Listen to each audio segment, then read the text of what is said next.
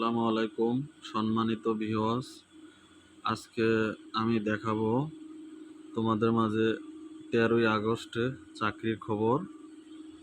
আজকে পত্রিকায় বাংলাদেশ নৌবাহিনীর নিয়োগ পদের সংখ্যা 460 জন।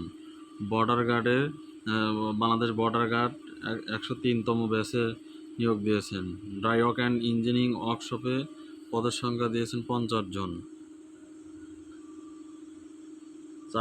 চাঁদপুর পল্লী বিদ্যুৎ সমিতির পদের সংখ্যা 16 জন।